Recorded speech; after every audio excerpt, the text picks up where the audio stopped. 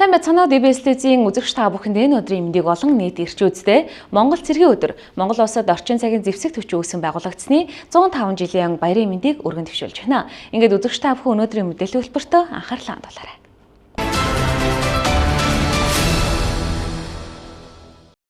Өнөөдрийн онцлог эхний мэдээ хүүхэд залууст цэрэг эх оронч үзлийг төлөвшүүлэх зорилгоор Дархны оюуны ерөнхий сургуулийн түүхийн кабинетыг эж бүрэн өөрчилж эх оронч танхим болгон тогтжуулан хүлээлт өглөө. Монгол цэргийн өдөр Монгол улсад орчин цагийн зэвсэг төвчөө үүсгэн байгуулагдсны 105 жилийн түүхэн баярын энэ өдрөөр Дархан аймгийн оюуны ерөнхий сургуулийн А байрны 3 давхрын түүхийн кабинетыг эх оронч танхим болгон иж бүрэн тогтжуулснаа өнөөдөр сурагч хүүхдүүд багш нарт нь хүлээлт өгчээ. Тодорхойлбол Монгол улсын ерөнхийлөгч, зэвсэг төвчний ерхий командлагч Ухнагийн хөрөлсөхийн санаачилгаар Батлан хамгаалах яамнаас хэрэгжүүлсэн эх оронч төм төслийн хүрээнд 21 аймгийн засаг дарганд хамгийн газрын цэргийн штаб болон цэргийн хүрээний байгууллагуудын дунд төслийн уралдаан зарсан бол үүнээс ариу сайхан дарахтай Дархан аймгийн цэргийн штаб төсөлд шалгаран 8 сая төгрөгийн санхүүжилтийг авч иржээ. Мөн аймгийн засаг даргын санаачилгаар Хилтэс агентлагийн дарга нарт хүүхдийн төлөө бүтээлч ажил хэрэгжүүлэх уриалгыг дэвшүүлсэн юм а. Танхимыг тогтжуулахад Дархан цэргийн хүрээний анги нэгтгэлүүд гар бие хамтран оролцжээ. Монгол улсын ерөнхийлөгч, зэвсэг төвчний ерөнхий командлагчийн санаачилгаар Монгол улсын Батлан хамгаалах яамнаас хэрэгжүүлсэн эх оронч төмт зорилттой төслийг бас хэрэгжүүлж байгаа. Дархан аймагт байрлах төрийн цэргийн болон хууль сахиулах байгууллагын дарга нартайгаа бид нар хамтраад зэвсэг төвчний 105 жилийн Монгол цэргийн өдрөө ухтаад энэ хүүхдүүдтэй эх оронч танхимыг ингээ өнөөдөр хүлээлгэж өгч байна. Жишээ нь зэвсэг төвчний 330 дахь анги гэхэд бүтэн засварын үн төлбөргүй хийж өгсөн гэх. Ингээд бид нар хамтраад ингээд гэрэлд ирээдүй болсон хүүхдүүдтэй эх оронч танхимыг өнөөдөр зассаад ингээд хүлээлгэж өгч байна. За энэгээр юу зорж байгаа гэхээр мэдээж хүүхдүүдийг бас цэрэг эх оронч үзэл төлөвшүүлэх. За мөн Ахмад Дайчин Баатарлаг Ахмадуудынхаа бас гавьяагийн хүүхд залуучуудаа ойлгуулах. За мөн альва нэг хор зуршлаас ангид байлгах гэдэг ингээ олон хичээлийг бас энд оруулахар зорж байгаа. За мөн Батлан хамгаалахын сайдаас бол орон нутгатаа байрлах ерөнхий боловсролын сургуулиудад бас эх оронч танхим байгуулах үүрэг чиглэлийг бас өгсөн. Үүний дагуу бид ингээд хамтраад ингээд энэ танхимыг байгууллаа. За энэ дээр зорж хийсэн юм маань гэх юм бол орчин үеийн хүүхдүүдэд юу хүсэж байна? За тэрэнд нь тааруулаад бид нар ухаалаг дэлгэгц, за шинэ технологиг суйрлуулахар зорьсон. За мэдээж Дархан аймагт маань 28 мянга гаруй хүүхдүүд байгаа. Тэр хүүхдүүдэд хүрэхийн тулд энэ оюуны ерөнхий сургууль маань зөвхөн энд гэхэд 3000 гаруй хүүхд сурдаг. Энэ хүүхдүүдэд төрн цаашлаад бид нар хуучин Дарханд нэг сургуулийг сонгоод дахин ийм танхимаа байгуулах. За бүр чадвал бүр аймгийнхаа хэмжээнд бүгдэнд нь байгуулчихыг л зорж байна. За ингээ 21 аймгийн цэргийн штаб болон цэргийн байгууллагуудын хүрээнд төсөл хөтөлбөрийн уралдаан зарласан. Ингээд Дархан аймгийн засаг дарганд хамгийн газрын цэргийн штабын дэд хурамдаа би оргил сайхан дарагтай бүрэлдэхүүн төсөл хөтөлбөрөөр илгээж өнөөдөр бас төслийн үр дүн буюу 8 сая төгрөгийн санхүүжилтийг төсөл хөтөлбөрийн зүгээс олгодож өнөөдөр энэ хүү танхимыг бий болгосон байна. Ингээ мэдээж хүн бол өөрөө эх оронтой байх нь хамгийн чухал байдаг. Тэгээ эх орноо хайрлаж хамгаалах, суртал, ухуулга, мэдэгдэхүүн хамгийн гол нь төр эх орноо хайрлана гэдэг Батлан хамгаалах цэргийн түүхийг мэдэх хамгийн чухал зүйл байдаг. Тийм учраас хүүхэд залуучуудаа энэ Батлан хамгаалах салбар, цэргийн түүх, түүнээс нь шалтгаалаад энэ их олон хүний амнаас хүсэл мөрөөдөл бүх зүйл дээр гэр бүлийн хайр бүх зүйл дээр эх орон тогтож байгаа өнөөдрийн арчлал тогтож байгаа гэдгийг залуучууд нь ойлгосоо гэдээ энэхүү танхим бүтээсэн. За тэгээд Дархан аймгийн төрийн цэргийн байгууллагын болон хууль сахиулах байгууллага, за Дархан аймгийн удирдлага, за мэдээж төслийн бас санаачлагч Монгол улсын ерөнхийлөгч, зэвсэг төвчний ерөнхий командлагч Ухнагийн хөрөлсөх гэдэг бүхий л хүмүүсийн хамтын үр дүн бас энд илэрж байгаа. Тэгээд 21 аймгийн бүхий л сургуульд энэ танхим байгуулагдана гэдэгт итгэлтэй байна. За тэгээд төрийн цэргийн байгууллагын болон тангараг хүрсэн соём зассан бүх сайхан цэргийн албаны хүмүүстэй Монгол цэргийн баярын өдрийн мэндийг дэвшүүлье. Төрийн цэргийн болон хууль сахиулах байгууллагада цэргийн баярын мэнд хүргэе ах эгч нартай. Би Дархан аймгийн оюуны ерөнхий сургуулийн 20 зуун багштай 7-5 анги сурагч хичээлд орж байна. Манай ангийн эх оронч өлгөд дөөрөл анги болгож өгсөн төрийн ах эгч нартай зөндөөх баярлаа. Миний хамгийн анхаарал татж байгаа ангийн 100 гар талд байгаа Монгол улсын газрын зураг их анхаарал татсан хамгийн дөрөнд орж ирээд Монгол гэж нэрийг гаргахын тулд манай Монгол эрд цэргүүд дайн байлдаанд яваад ялсхын гэхээр Монгол цэргүүд зөндөө гарахдаг. Би ер нь байнга үздэг шүү дээ. Баримт киног бол Манай ангийн басан бай баярлж байгаа. Цэргийн ах эгч нартаа цэргийн баярын мэнд хүргье. Манай ангийг манай амар гоё болгосонд баярлалаа. Хүүхдүүд эх оронч танхимтай болсноор хүүхэд залуус зэрэг эх оронч үзлийг төлөвшүүлэх түүхэн Ахмад даачдын гавьяаг түгээн дэлгэрүүлэхэд чухал ач холбогдолтойг онцоллоо.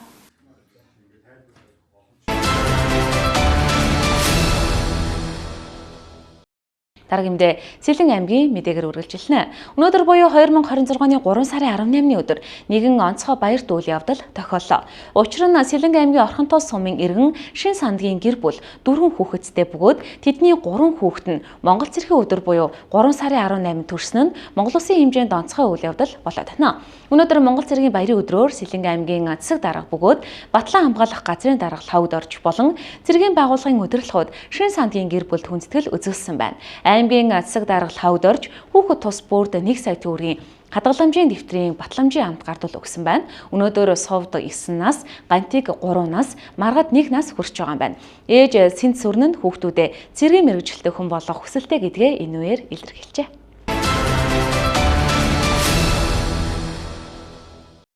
Төвөмсийн мэдээллийн хэлбэр танд хүрч байна. Дараагийн мэдээ. Зорчих хэсгийн 1-р игнэнд автомашинаа байрлуулсан жолооч нарт шийтгэлийн хуутаас олгож байна. 1-р игнэнд автомашин байрлуулах нь автозамын осол гарах, хүүхэд харагдахгүй мөргүүлэх гэх зэрэг олон эрсдлийг үүсгэдэг гэж Дархуул аймгийн цагдаагийн газрын замын цагдаагийн тасгийн зохицуулагчид онцоллоо.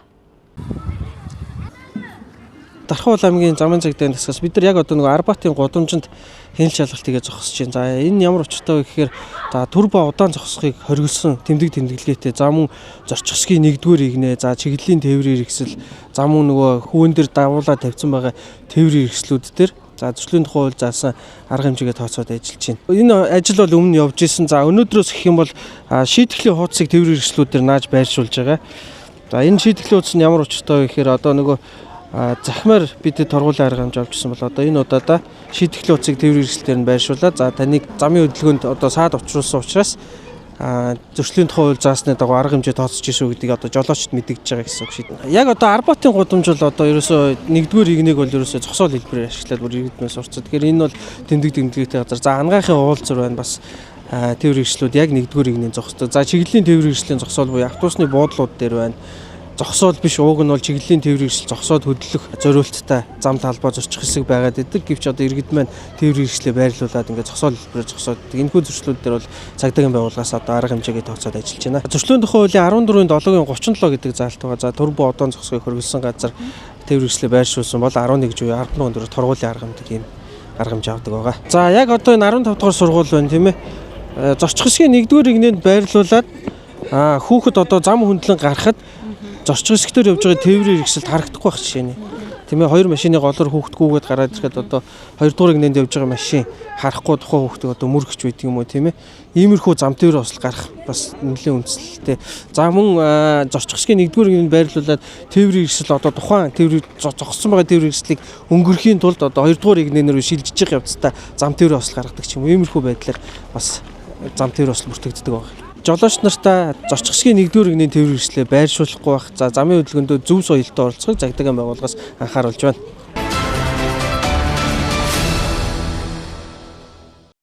Хөтөлбөр үргэлжилж байна. Дархуул аймагт IELTS-ийн шалгалтанд хуваарай бэлдэж 7.5-аас дээш оноо авсан сурагчдад сургалтын төлбөрийг буцаан олгож байна.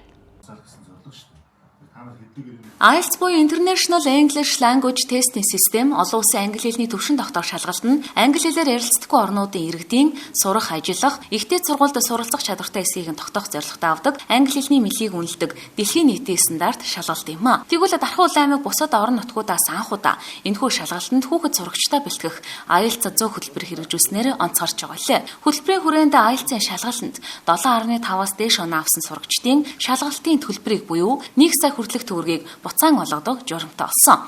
Тэгвэл 3 дахь удаагийн хөтөлбөрөөс эхлэн хуваараа IELTS-ийн шалгалтанд бэлтгэн 7.5-аас дээш оноо авсан сурагчдад мөн шалгалтын төлбөрийг буцаа олохоор шийдвэрлээд байна. Эхний ээлжинд 12 сурагчид шалгалтын төлбөрийг инхүү буцаа олохоор боллоо. Мөн найрамдал олон улсын хүүхдийн цуснд амрах эрхийн бичгээр урамшуулсан юм. Тухайн үед одоо яг бидний зарлж байгаа үед Монголдо байгаагүй эсвэл одоо шалгалтаа урьдчилаад өгсөн янз янзын хувийн одоо шалтгаанаас болж хөтөлбөрт хамрагдаагүй бас боломжоо эдэлж чадаагүй ийм хүмүүс байгаад талаар бид бас мэдээлэл сонссон. Ингээд бид нар аль биесээр сургуулийн захиргаарууд руу холбогдож яг хуваараа бэлтгэлээ хийгээд IELTS-ийн шалгалтыг амжилттай өгсөн хүмүүсийн талаарх мэдээллийг авсан. За ингээд өнөөдөр эдгээр мэдээлэлээс нийтдээ манай ерөнхий боловсролын сургуулиуд дотор 12 хүүхэд одоо өөрөө хуваараа бэлтгэж IELTS-ийн оноогоо буюу одоо шалгуурт оноо 7.5, 8 оноогоо авсан ийм хүмүүсийг бид нар хүлээж авч уулзлаа. Тэгээд эдгээр хүүхдүүдтэй ямар ч энэ хөтөлбөрт хамрагдаагүй ч гэсэн өөрсдийнхөө шалгалтыг одоо хуваараа бэлтгэж өгсөнд нь талархал илэрхийллээ. За хоёрдугаарт бидний энэ хөтөлбөрийн зорилго хүүхдүүд маань энэ одоо дэлхийн хэл ус англи хэлийг амжилттай шалгалтаа өгөх. Тэгээд ихтэй сургуулиуд, гадны ихтэй сургуулиудад одоо суралцах боломжийг нээх учраас хуваараа бэлтгэж одоо шалгалт өгсөн хүүхдүүдийн шалгалтын төлбөрийг нь одоо буцаан олгох ийм журмын өөрчлөлтийг оруулж байгаа. Тэгэхээр бас манай энэ мэдээллийг үзээд бид нар өнөөдөр энэ 12 хүүхдээс гадна өшөө бас одоо манай одоо төгсгөнгийн сурагч дотор яг энэ шалгалтаа хуваараа бэлтгээд өгсөн хүүхдүүд байвал бас аймгийн захиргаатай холбогдох боломжтой гэдэг дуулгая. За бас мөн эдгээр хүүхдүүдэд урамшуулж бид нар найрамдалсан цусланд амраах юм эрхийг бас өглөө. Тэгээд манай дархны хүүхдүүд бол үнэхээр одоо өөрсдийнхөө төлөө боловсролынхаа төлөө маш их чармааж хичээж байгаа нь эндээс харагдаж байна. Бидний одоо IELTS нэг хөтөлбөрийн хүрээнд 33 хүүхэд босоо оноогоод авсан бол одоо тусдаа өөрсдөө бэлтгээд энэ амжилтыг давсан 12 хүүхэд одоогийн байдлаар байна гэдэг бол үнэхээр том үзүүлэлт юм аа. Тэгээд манай дархны хүүхд залуучуудын ирээдүй өнгөтэй гэрэлтэй өөдрөг байна. Энд одоо засаг даргын хувьд хүүхдийн зөвлөлийн тэргүүний хувьд сэтгэл хангалуун байгаагаа бас уламжилж нийт шалгалтаа амжилттай өгсөн хүүхдүүдэд дахин баяр хүргье. Өөрөө хуваараа бэлтээд явсан чинь тэгээд гай болсон шүү дээ. Илээ сайтаар өгдөг нөгөө препүүд нь IELTS амар арай хэцүү гэдэг юм л ихтэй. Тэгээ IELTS нөгөө өөрөө орохоор амар амархан байдаг байл. Ер нь баярлж байна. Гэхдээ ингэж амар төлбөрийн өгнө гэж бодоогүй нэрээ зүгээр. Нэг жоохон илээ хөнгөлт өөл тийм байх гэсэн чинь амар гоё баярлуулмаар юм хэлж байна. Би болохоор англи 6 дугаар ангиас эхэлж бэлдсэн. Тохын Spy сургуулийн төвд багштайгаа нийлээд бас өөрөө бас хичээгээд IELTS 8 сар төгссөн. Мэдээж багш маань маш их тусалсан. Бэлтгэхэд хэрэгтэй материалууд өгөө. Тэгээд одоо ямар аргаар бэлтгэх талаар мэдээж зөвлөгөө өгсөн. Зүгээр л одоо их сургуульд явахад хэрэгтэй оноо гэж бэлдсэн болох баярлалаа. Ингээд хүүхдийн төлөө жил болгон юм санаачилж хүүхдүүдийг урамшуулдаг үнэхээр баярлалаа. IELTS 3 дахь удаагийн хөтөлбөрийн бүртгэл 3 сарын 18-наар дуусгар болсон бөгөөд туу удахгүй аль биесээр эхэлнэ. Дашрамд дуртахад дэлхийн 140 гаруй орны 10,000 орчим байгууллага энэхүү шалгалтыг хүлээн зөвшөөрдөг бөгөөд та IELTS-ийн оноотой бол сонирхсан ихтэй сургуультай эсэх болон англи хэлээр харилцдаг улс оронд ажиллах боломжтой болно гэсэн үг.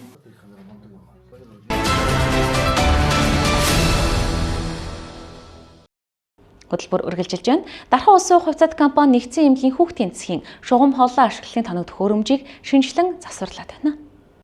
Дархуул аймгийн эрдэнэ төлөөлөгчдийн хурлын дарга бөгөөд гамшигын эрсдлийг буруулах орон нутгийн зөвлөлийн дарга Янжимаа тэргүүтэй зөвлөлийн гишүүд нэгдсэн эмнэлгийн хүүхдийн засгийн орчин нөхцөлтэй танилцах үеэр хүүхдийн эрүүл мэндийн үйлчилгээ авах орчин нөхцөлийг сайжруулах талаар дэмжлэг хүссэн бөгөөд энэ хүсэлтийг Дархан улсын хувьцаат компанид уламжилж нийгмийн хариуцлагын хүрээнд шийдвэрлэх саналыг дэвшүүлсэн. Тухайлбал Дархан нэгдсэн эмнэлгийн хүүхдийн засгийн яралтай тусламжийн хэсгийн цэвэр бохир усны инженерийн шугам хоолойн урсгал зохион байгуулалт алдагдаж тосгуур суулдуур зэрэг ашиглалтын тоног төхөөрөмж хуучирч эвдэрсний улмаас халдвар хамгааллын дэглэм алдагдсан эрсдэл бүхий нөхцөл байдал үүсжээ. Гамшигын эрсдлийг бууруулах орон нутгийн зөвлөлөөс хүүхдийн хөгжил өндөр байгаатай холбогдуулан гишүүд нь ирж хүүхдийн засаг дээр ажилласан байгаа. Тэгээд нэг 3 зүйлийг бол хамт олон бол хийсэн. Зайлшгүй толгодож байгаа нэг 3 зүйлийг засч янзалж өгөөч. Нэгдүгээрт нь бол хүүхдийн засгийн одоо энэ өршот хийж өгөөч. Ерөн бол цонхны юм дэлгэмэл том юм байна. Тэрээр одоо бага насны хүүхдүүд унах эрсдэл өндөртэй байдаг. Бас унах гад тийм бас эрсдэл үүсчихсэн юм тохиолдол байгаа юм байна. Тэгэхээр зэрэг нэгдүгээр зүйл нь бол ерөөсөө энэ цонхнуудыг өршот хийж өгье гэдэг ийм шийдвэрийг гаргасан. Хоёрт нь бол одоо яг яралтай тусламж дээр нэн тулгуундаж байгаа одоо тоног төхөөрөмж дээр дэмжлэг үзүүлээч гэдэг. Энийг л бас шийдвэрлэж өгөхөөр шийдсэн байгаа. Яг эмч ажилчдад үйлчлүүлэх тусламж үйлчлэгээ үзүүлэхэд одоо ариун цэврийн асуудал хүнд байна. Энэ дээр нь ялангуяа хүн үйлчлэх болгондоо гараа угаадаг. Гэтэл карант гэж байдгүй. Энийг шийдвэрлэж өгөөч гэсэн ийм 3 саналыг бол тавьсан. Иргэдийн урлагийн дарга маань бол за эхний 2 асуудлыг бол яг орон нутгийн эрсдлийг бууруулах одоо төсвөөс өмнө хийж болох юм байна. За хоёр дахь нь бол нийгмийн хариуцлагын хүрээнд одоо санал тавья гэдэг ус овогт бол одоо иргэдийн урлагийн дарга маань санал тавьснаар бол ус овгийн хамт олон маань бол яг нэг 7.9 сая төгрөгийн төсөв гаргаж нэлээд холоос энэ одоо сувг шуудмын татж одоо энэ карантыг бол тавьж гисэн байгаа. Энэ бол харахад өөрөө нэг жижигхэн карант боловч энэ бол одоо яг халдвар хамгааллын чиглэлд бол зайлшгүй хийгдэх тулгымцсан асуудал байсан. Тэгээд ийм сайхан үйл ажиллагаа эрхэлж өгсөн сувгийн хамт олондоо бол чин сэтгэлийн халуун баяр хүргье. Дээрээс нь бас яг хүүхдийн төлөө заа гэж хэлж байгаа хүн бүрт энэ үйлс нь дэлгэрэх болтугай гэж ерөөсдөө Дархуул аймгийн нэгдсэн эмнэлгийн хүүхдийн засгийн хүлээн авах маань ер нь бол жилийн жил ачаал улам нэмэгдэж байгаа. Ялангуяа сүүлийн 5 жилийн хугацаанд бол одоо 100 болохоор ханаа томоо багасдаг байсан бол ер нь бол энэ өвчлөл маань улам нэмэгдээд энэ хэвдэл хүртэл 50-аас буухай болсон ирж байгаа хүүхдийн тоо багадаа 60 тэгээ бүр 200 хүртэл ингээд ирж байгаа. За энэ үед бол мэдээж хэрэг халдвар хамгааллыг бид нар барьж ажиллах ёстой. Хүүхдээ үзээд арай нэг хол зайд очиж угаадаг ингэж нөгөө нэг эмнэлгийнхаа халдвар хамгааллыг сахидаг байсан бол яг энэ асуудлыг өнөөдөр ингээд шийдэж өгсөнд мэдээж энд дүүшлүүлж байгаа иргэдийн хүлээлт чирэгдлийг бууруулах нөгөөдөөгөр яг нөгөө халдвар дамжихаасаа сэргийлэх нэлээд том ач холбогдолтой юм үйл ажиллагааг бас усуу компани маань нийгмийн хариуцлагын хүрээнд бас шийдэж өгсөнд хувийн зүгээс болон байгууллага хамт олонныхоо зүгээс бол талархлаа илэрхийлье. За усуу хувьцаат компани маань ер нь жил болго нийгмийн хариуцлагын хүрээнд нэгдсэн эмнэлэгтэй бол хамтран ажилладаг. Энэ хүрээнд одоо тэг хүүхдийн талбайг тохижуулж ийсэн мөн яг энэ нэгдсэн эмнэлэгний шаардлагатай байгаа компьютер тоног төхөөрөмж тэгээ энэ бусад одоо шаардлагадах яг нэн тулгарсан байгаа асуудлууд дээр бас ингэж хамтарч ажиллахад талархлаа илэрхийлье. Байгууллагынхаа өөрийн нөгөө онцлог буюу яг энэ мэрэгжлийн түвшиндээ бас яг энэ хүүхдийн тасагт ажиллаж байгаа энэ яг хүлээн авах дээр ажиллаж байгаа иргэдэд үйлчлэх нойлын бас агааржилтаа асуудлыг нэг төвдөр бас мэрэгжлийн хүмүүсээр нь онцлуулад боломжтой бол засч өгөхөө илэрхийлсэн байгаа. За тэгээ энд бас талархлаа илэрхийлье. Дархуу усуу хувьцаат компанийн удирдлагууд хамт олон нийгмийн хариуцлагын хүрээнд өөрийн хөрөнгөөр дотор цэвэр бохир усны шугамыг стандартын дагуу шинжилэн засварлаж шин тосгоор байрлуулан өнөөдөр буюу 2026 оны 3 дугаар сарын 13-ны өдөр хүлээлгэн өглөө. Маш чухал ажил ачтай поинттай. Тосгоорлыг суурилуулж өгсөн ахын усуугийн хамт олондоо маш их баярлалаа. За энэ бол бас хүүхдэд оруулж байгаа хүч нэмэр хүүхдийн төлөө ажил байлаа. За баярлалаа танартаа. За Дархуу усуу хувьцаат компани жил болгон нийгмийн хариуцлагын хүрээнд олон арга хэмжээнүүдийг зохион байгуулдаг. За ер нь бидний гол баримтлагдаг чиглэл өөрөө за хүүхэд эрүүл мэнд хөгжлийн бэрхшээлтэй иргэд ахмад насны төлөөгөө зориулсан одоо нийгмийн хариуцлагын арга хэмжээнүүдийг жил болгон хийдэг. За өнгөрсөн жил бол бид нэр зулцгын цуслангийн хүүхдүүдийн усанд ордог өрөөг бүрэн тогтжуулж шинжилэн Дархуул аймагта зулцгын цусландаа бол хүлээлгэж өгсөн байгаа. За энэ жилийн манай нийгмийн хариуцлагын хүрээнд хийж байгаа ажлын эхлэл бол нэгдсэн эмнэлгээс хүүхдийн засгаас эхэллээ. За бид бол жил болгон жил алгасахгүйгээр нэгдсэн эмнэлгийн ялангуяа хүүхдийн засагт компьютер тоног төхөөрөмж за хэвтийн эмчлүүлж байгаа төрж байгаа эхүүдийн одоо 50% за төрөх ширээ сандал гэх мэт асуудлуудыг бол жил болгон шийдэж ирсэн. За энэ жил бол одоо иргэдийн төлөөлөгчдийн хурлаас манад ирсэн албан тоотын дагуу за ерөнхийдөө энд ариун цэрмийн байгууламж шаардлагатай байна гэж хүсэл тавьсны дагуу бид нар 2 хоног за шөнийн 1 цаг хүртэл ажиллаж одоо тухайн ажлыг хийж гүйцэтгэж дууслаа. За өнөөдөр энд эрүүл мэндийн газрын дарга нэгдсэн эмнэлгийн газрын даргатай ажиллаж байх хугацаанд за энд иргэдэд үйлчлэх одоо 0 ариун цэрмийн байгууламжид бол за их бохир үнэртэх асуудлууд байна. Энийг бол манай Дархуу усуу хувьцаат компани эх 7 хоног шийдье гэж одоо бид тохиролцлоо. За цаашлаад нэгдсэн эмнэлэгч нөгөө угаалгын нэг цэгтэй. За тэрэндээ одоо ингээд халдвар төвчөнтэй иргэд за тэгээд одоо төрсөн ээжүүд гэх мэт олон зүйлүүдийн одоо ор хүнчлийн даваанаас ахуулаад зүйлүүдийг угаад юм байна. Тэр нь нэг угаалгын машинтай болохоор одоо нийлүүлж яагаад ингээд багц. За энэ нөөрэ бас нөгөө эрүүл ахуйн шаардлага халдвар хамгаалтын дэглэмтэйгээ бол зохицох юм үгүй юу гэд одоо эмнэлгийн дарга маань энэ асуудал дээр иргэдийн хурлын дарагт боллоо усуухтаа ингээд дахиад санал тавьж та бүхэн боломжтой бол дэмжиж өгөөч гэсэн хүсэлтийг тавьж. За бид энийг одоо өөрсдийнхөө төсөв санхүү хууль дүрм нормын дагуу үзээд боломжтой бол одоо нийцсэн эмнэлэгтээ энэ асуудлыг шийдэж өгье гэсэн төлөвлөгөөтэй байна. Тэгээд дархны иргэд аж ахуйн нэгжүүд энэ эмнэлэг эрүүл мэндийн байгууллага бол хүний одоо амьдралын хэв маягаас хамааран олон одоо шинэ өвчлөлүүд бий болж байна. За тэрэн дээр зөндөө тоног төхөөрөмжүүд асуудлууд энд байгаа учраас чадах чадхаараа эмнэлгээ дэмжицгээе гэж уриалъя. Та бүхэнд баярлалаа.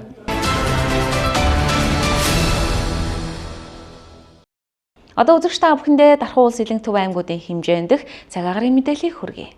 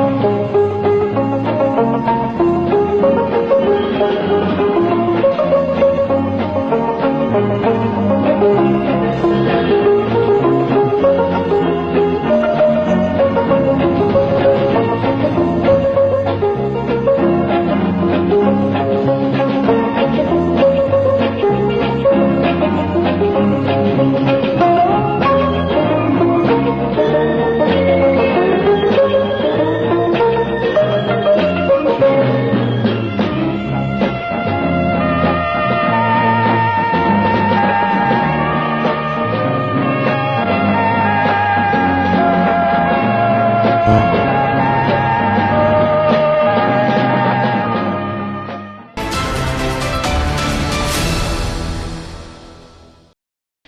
мэдээллийн хөтөлбөрийн ээлжид дугаар энэ дөрөд өндөрлөж байна. Нийт залуус та бүхэндээ Монгол цэргийн өдрөө дурсамж дүүрэн тэмдэглэл өнгөрүүлэхийг хүсэж байна. Маргааш энэ цагт яргуулзъя баяртай үзэгчтэй.